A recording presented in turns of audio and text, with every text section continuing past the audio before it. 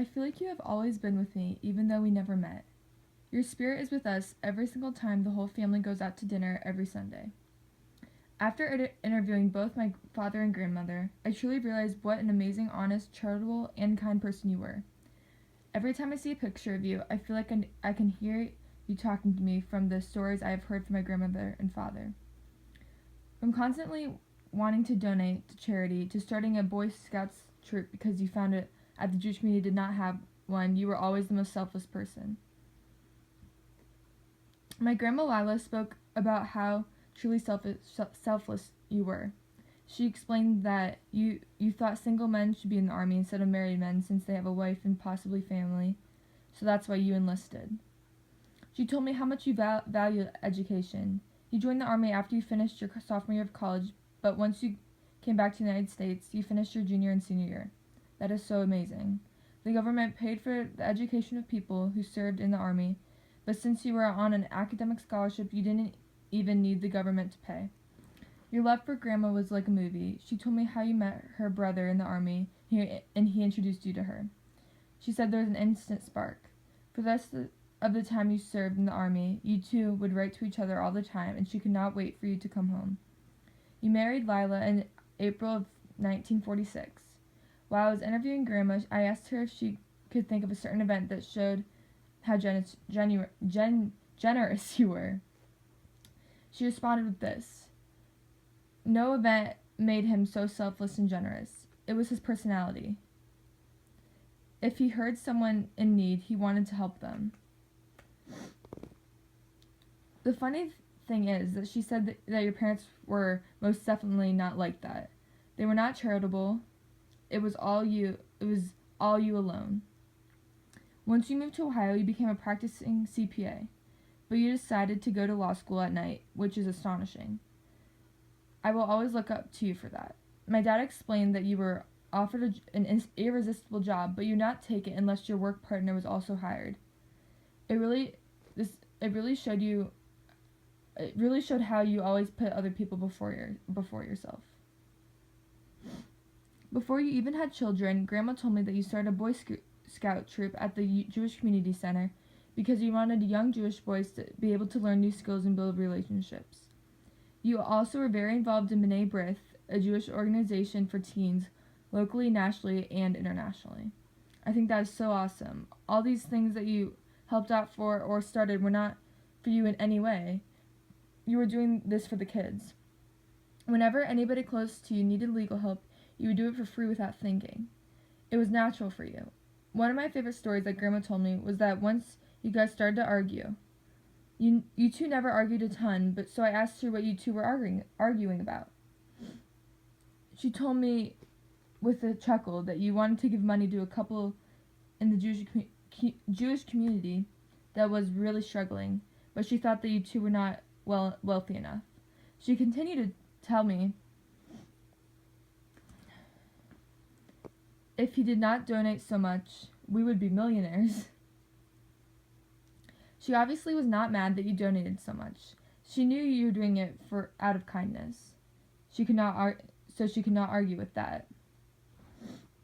You were always for the poor guy. You were a philanthropist.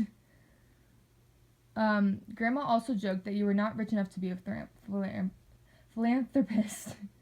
You were not very religious, but you thought that your family should join a temple.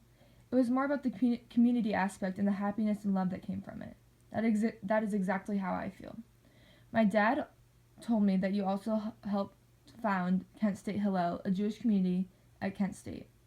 You were also elected the National B'nai B'rith President. The things you did for your community are countless, so that is why the Jewish community held a testimonial dinner for you. When I asked Grandma what song reminded her of you, she immediately remembered the song she sang to you at the dinner. It went like this. And then there's the song, but I'm not going to read the whole thing. Okay. The song shows how much not only Grandma loved you, but how much the whole community loved, adored, and respected you. In the lines, I love you forever. It also shows how much you did for the community, and the lines make all my dreams come true. To show how trustworthy and honest you were, Grandma told me that your boss trusted you so much that he gave you his bank account information and the code to a safety box. Grandma again joked, "You were just too honest to ever be very rich." As I started to talk to my father about you, I asked him to tell me about one of his favorite memories with you. He told me that you two used to play baseball every day after school. He said that the movie Field of Dreams basically depicted his relationship with you. It will always make him cry for this reason. It is like the movie is meant for me. It is basically about a father and son who played baseball all the time together, and the father died. My dad said you guys played a sport all the time, especially baseball. You guys also played football together. You were the star of the football team when you were in high school, and then you played football in college at the City University in New York. My dad and you had a really strong connection because you were the only man in the family. You were surrounded by 3 women. While everything is going on, you are raising kids, helping out in the community, and running Gojo. You are fighting lung cancer and have been for 7 years now. My dad told me how hard it was to hear that your dad was going to die in a few days at 14 years old. You fought for 7 years, but you could just not go on. Grandma told me that you worked up until 5 days before you died. Grandma told me, right before you died, all you were wondering and asking was if you left enough money for her and the family. Grandma and everyone close to her knew she would never get remarried because your love with her was so strong, and she never did.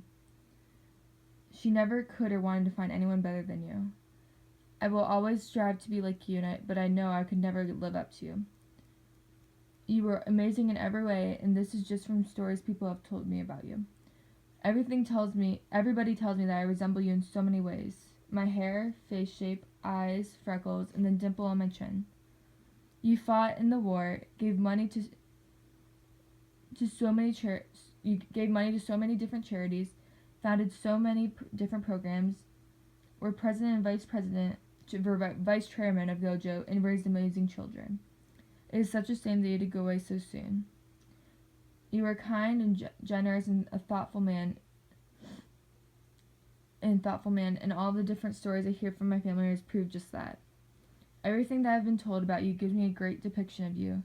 You were selfless to the core. Everyone and everything came before yourself. I know how far I am from that, but I strive to be close to who you were as a person and have your morals. It is terrible how such amazingly wholehearted people had to leave so soon. You will forever be in my thoughts, and you will always be there to stop me from making a dumb decision. I'm going to end with this. Grandma told me the philosophy that you went by, that you always said, and I really think it resembles who you were as a person. If you have it, you must give to the people that don't.